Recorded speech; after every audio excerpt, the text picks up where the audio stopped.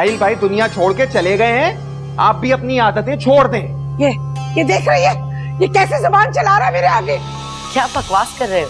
मैं ठीक कह रहा हूँ। उस लड़की को घर पे मत रखो, जितना जल्दी हो सके उसे घर से निकालो।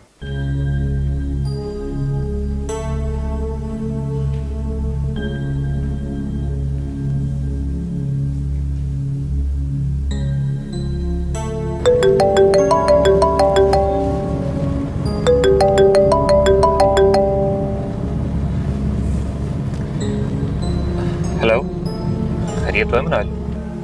खैरियत ही तो नहीं है जनाब। मैंने आपको ये बताने के लिए फोन किया था कि मैं बेवकूफ नहीं हूँ, समझे? क्या मतलब? पहले मुझे ये बता कि बासित तुम्हारे साथ है कि नहीं? बासित? नहीं, बासित तो नहीं मेरे साथ। तो प्लीज या तो आप उसको बता दें या मैं खुद फोन करके बता दूंगी कि इस दफा दोस्तों का ड्रामा बिल्कुल फ्लॉप हो गया है। अच्छा मुझे बताओ तो सही ठीक से, हुआ क्या? क्या किया उसने? किया क्या है जनाब? उसने फिर कमाल की तरह मुझे आपके अगेंस्ट भड़काने की साजिश की है। कमाल ने मुझे कहा था कि आपके साथ कोई लड़की इस्लामाबाद जा रही है, तो बासित ने मुझे फोन करके कहा है कि तुम्हारी पुरानी गर्लफ्रेंड यानी कि सारा मेरे घर आ चुकी है और मुझे उसे घर से बाहर निकाल देना चाहिए। तुम लोगों को क्या लगता है मैं फिर से बेवकूफ बन जाऊंगी? मनाहिल मैं अभी ड्राइव कर रहा हूँ, घर आकर बात करते हैं। वैसे भी मैं घर पहुँचने वाला हूँ। अच्छा ओके बाय।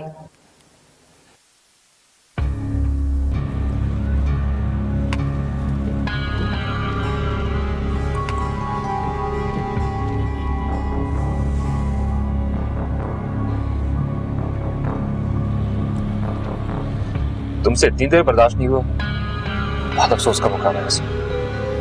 अफसोस का मुकाम तो ये है कि मैंने इतनी देर बर्दाश्त कैसे कर लिया। सुनो जवाद, मिनाइल मेरी भी दोस्त है, मैं तुम्हें उसके साथ कुछ भी गलत करने नहीं दूंगा।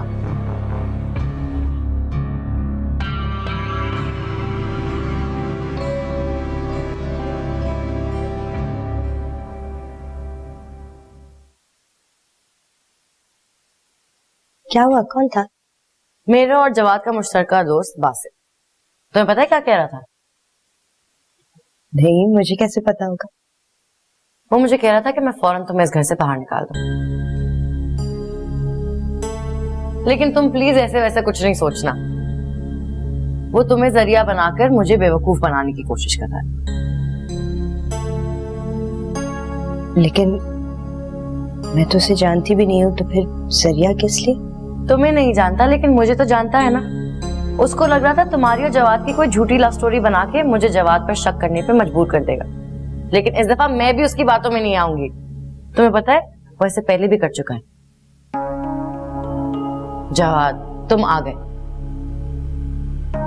तुम और बासित जो करने की कोशिश कर रहे हो ना, इस दफा मैं तुम लोगों की बातों में बिल्कुल नहीं आऊंगी। चलो मेरे साथ, मैं बताती हूँ तुम्हें ये कोई हरकतें करने वाली।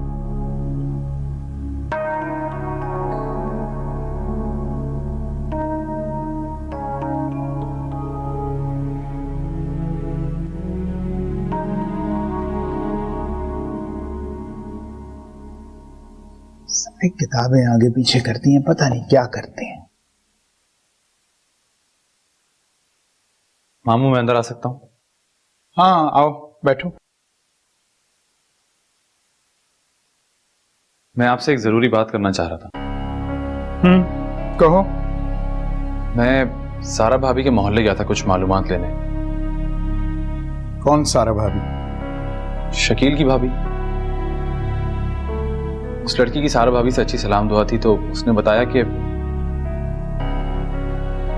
उस लड़की ने यही कहा ना कि वो बहुत नेक और ईमानदार है, उसने कभी किसी से ऊंची आवाज में बात नहीं की, और सारा कसूर जो था वो घर वालों का और शकील का था, और उन्होंने उसे धक्के मार के घर से बाहर निकाल दिया। यही ना? इसके अलावा और इस किस्म की बहुत सी बातें। जहां से तुम्हारे लिए मेरे दिल में जगह है, उसे बरकरार रहने दो। मामू मैं बस अब जाओ। और सुनो, अगर शादी तक रुकने का हौसला है तो ठीक है, वरना मैं अभी इतना बूढ़ा नहीं हुआ, इंतजामात सारे मैं खुद कर सकता हूं।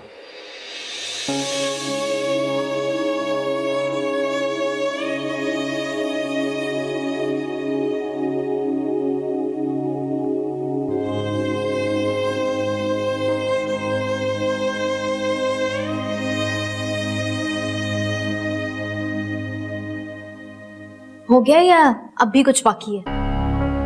सबा, मैं सिर्फ तुम्हारी भलाई चाहता हूँ और जो कुछ भी कर रहा हूँ अच्छी नीयत से कर रहा हूँ। मुझे तुम्हारी नीयत पर कोई शक नहीं, लेकिन मुझे अपनी तरबियत पर भी फख्र है। जब तक तुम्हारे हाथ ऐसा कुछ नहीं लग जाता जिससे तुम मामा पापा का नजरिया बदल सको, खुदा के वास्ते तुम चुप रहो।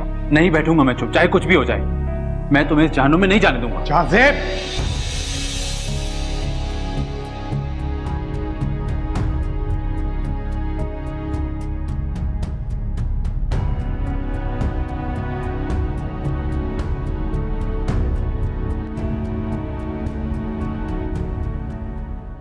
आप इत्मीनान रखें, मेरी जात से आपको कोई नुकसान नहीं होगा। यही तो फिक्र है कि मेरी जात से किसी को कोई तकलीफ ना हो।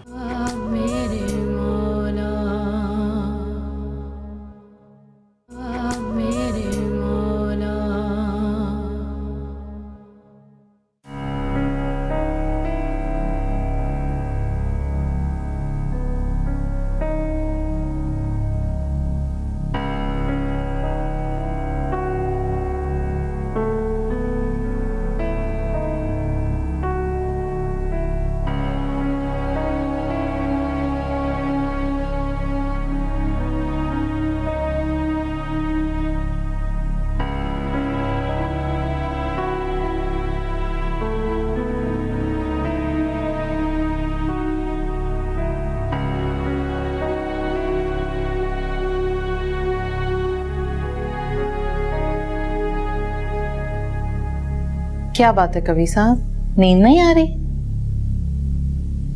नहीं, मुझे जाज़ेब की जरूरत से ज्यादा फिक्रमंद होने पर फिक्र हो रही है। वो बस वही कर रहा है जो उसे ठीक लगता है। यही तो मुश्किल है आजकल की पौध की, वो ही करते हैं जो उनको सही लगता है। कवि साहब, इसमें इतना गुस्सा करने की कोई बात नहीं है। वो अपना घर बार छोड़कर आपकी मदद करने को यहाँ आके बैठा है। तो अगर वो मेरा हाथ बटाने आया है तो फिर मेरा हाथ बटाए, किसी और का जहन क्यों बटा रहा है? अगर आपको लगता है कि गुस्सा करने से सब कुछ बेहतर हो जाएगा तो आप करें गुस्सा।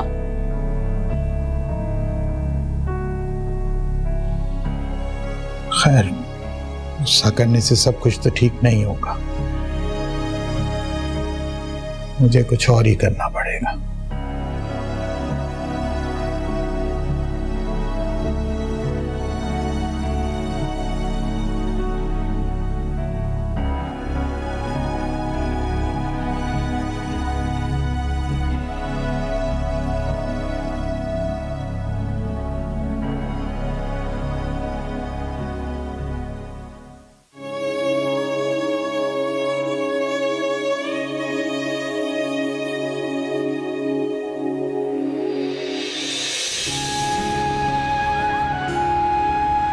क्या बात है, क्या हुआ? मेरा दिल नहीं मान रहा, मैं उन्हें अलग क्यों सुलाऊं? मैं उन्हें लेने जा रही हूँ। अरे यार, वो इसी घर में है, सामने वाले कमरे में सो रहे हैं, क्यों इतना परेशान हो रही है? मगर क्यों? इधर इतनी सारी जगह है, आराम से सो सकते हैं, तो फिर क्यों वो वहां सो? अरे यार, सो सकते हैं, लेकिन मैं चाहता हूँ कि मेरे बच्चों में खुद एतमादी पैदा हो। अल्लाह ना करे अगर कभी जिंदगी में ऐसा वक्त आए तो वो उस वक्त को खुद एतमादी से फेस कर सके। उनमें खुद एतमादी पैदा करने के लिए बहुत वक्त पड़ा, सबकी क्या जरूरत? सारा, मुझे लगता है कि उससे पहले ना खुद एतमादी का सबक मुझे तुम्हें देना चाहिए। खाम खाम में परेशान हो रही हो तो लेटो, सो जाओ। मम्मा मम्मा, मुझे आपके पास सोना है। मेरे पास सोना है? आजा मेरी जान, मेरा का प्यारा बेटा। नहीं यार, दुनिया चाहे हमें जितना भी अलग करे, हम साथ ही सोएंगे। देखा, कहा था ना मैंने। जान, मेरा बेटा मेरे बगैर नहीं सो सकता है। सो गया?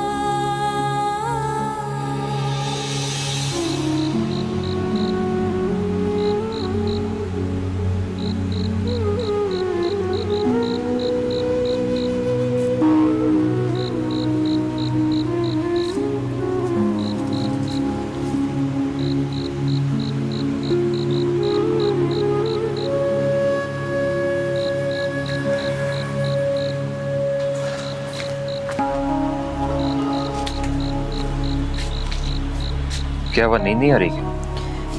नहीं, सो नहीं पा रही थी तो ये आंखें बैठ गई। खैर मैं चाहती हूँ। सारा, तुम रुक जाओ, मैं चला जाता हूँ। वैसे भी मैं यहाँ गलती से आ गया था। आपका तो घर है, गलती से तो मैं यहाँ आ गई। नहीं, आप गलती से नहीं आई, आप एक दोस्त की हैसियत से आई।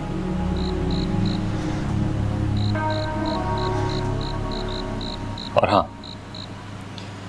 आप इत्मीनान रखें, मेरी जात से आपको कोई नुकसान नहीं होगा। यही तो फिक्र है कि मेरी जात से किसी को कोई तकलीफ ना हो, ना आपको और ना इस घर के किसी भी फर्द को।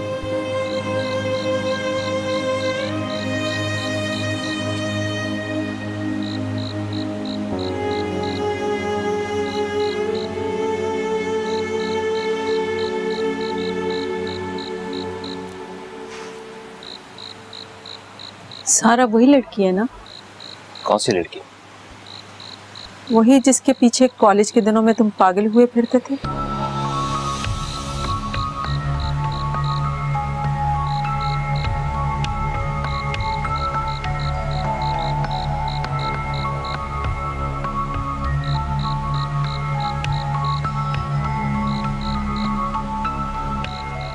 गांव बसा नहीं है, लुटेरे लूटने आ गए पहले। सुन रही है अम्मी? अभी से लुटेरा कह दिया। इसकी बीवी आएगी फिर पता नहीं क्या करेगा हमारे साथ।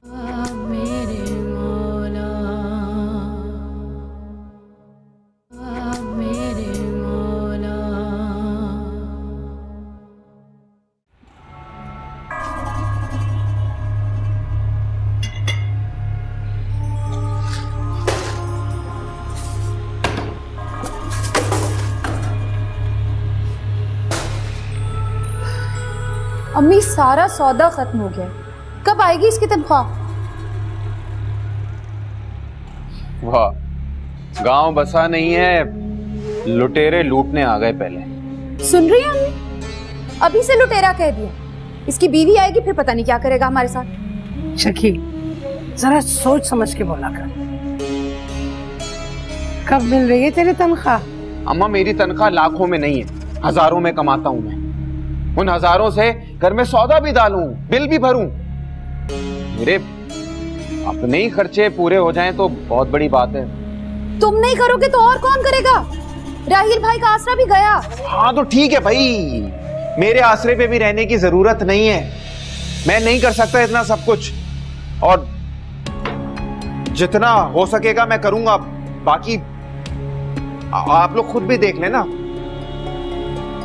बता दिया मैंने।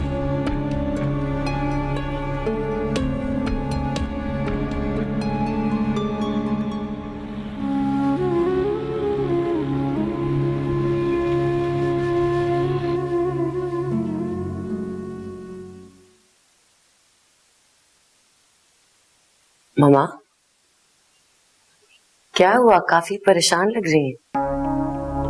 हाँ, बस कुछ दिनों से सारा के बारे में सोचती रहती हूँ। सारा के बारे में क्या सोच रही हैं? यही कि हम उसे हमेशा तो रख नहीं सकते, तो इद्दत खत्म होने के बाद वो कहाँ जाएगी, कहाँ रहेगी?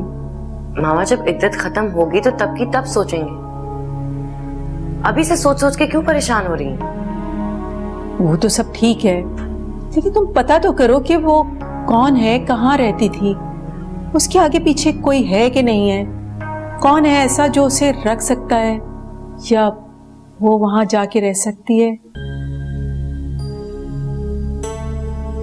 आंटी आओ बेटा। आप बिल्कुल भी परेशान ना हो, इद्दत खत्म होते ही मैं यहाँ से चली जाऊंगी। नहीं बेटा, ऐसी बात नहीं है, मेरा मतलब था कि तुम। नहीं आंटी, ये आपकी बात नहीं है।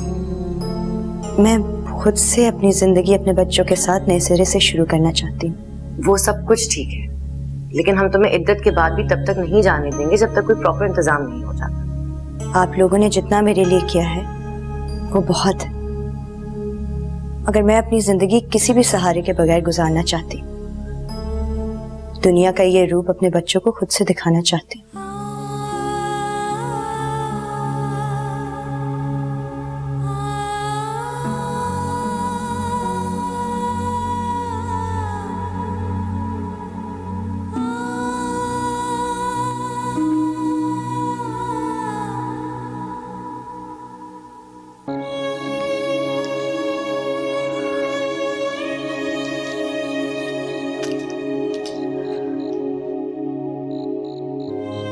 क्या हुआ? ये मुंह लटका के क्यों बैठी हो? अम्मी, ये है वो खत जिसका जिक्र मैंने उस लड़के से किया था।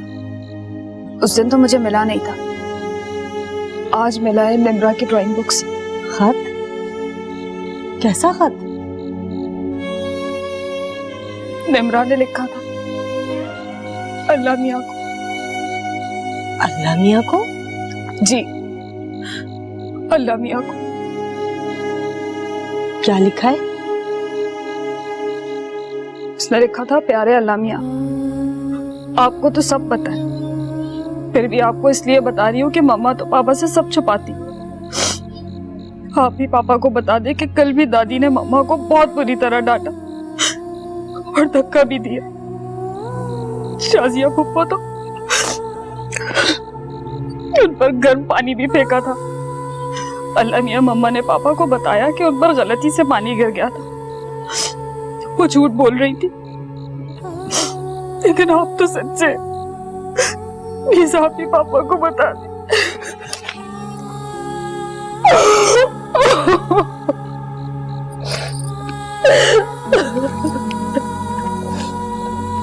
चुप हो, चुप हो, चुप।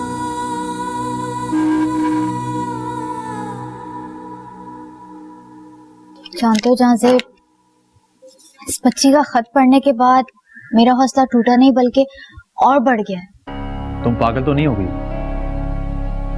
मैं पागल हूं या नहीं, लेकिन ये बच्ची दरबदर हो गई। मैं इस बच्ची को और इसकी माँ को उनका असल मकाम दिलाना चाहती हूँ। ज्यादा मदर टेरेसा बनने की जरूरत नहीं है। ये सारी किताबी बातें, हकीकत का इनसे दूर दूर तक कोई ताल्लुक नहीं। तुम नहीं समझोगे झांसी। पता है, पापा ने अपनी जिंदगी का एक लम्हा मेरे सामने रखा। उन्होंने मुझे बताया कि बचपन में मैं बहुत शदीद बीमार हुई और हॉस्पिटलाइज हो गई। मामा मेरे साथ थी और पापा की हमें बहुत जरूरत थी। और दूसरी तरफ घर पे दादी की भी बहुत तबीयत खराब थी। पापा बहुत परेशान थे कि वो मेरे पास आए या दादी के पास जाएं। इस कश्मकश में वो बहुत रोए कि या अल्लाह, मैं किसके पास जाऊं? एक तरफ मेरी माँ है और दूसरी तरफ मेरी औलाद। किसी भी लम्हे इन दोनों में से किसी को भी मेरी जरूरत पड़ सकती। जानते हो, जहां से आज भी मैं ये बात याद करती हूँ तो अक्सर मुझे रोना आ जाता है।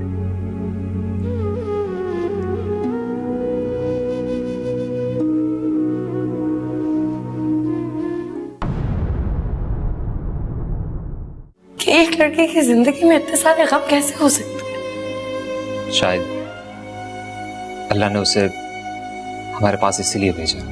आंटी, वो ईमान कमरे में नहीं है। अरे परेशान नहीं हो, वो ठीक है। ठीक है क्या मतलब, कहाँ है? सांसों का चले क्या कारवां मेरे मौला, मेरे मौला, मेरे मौला,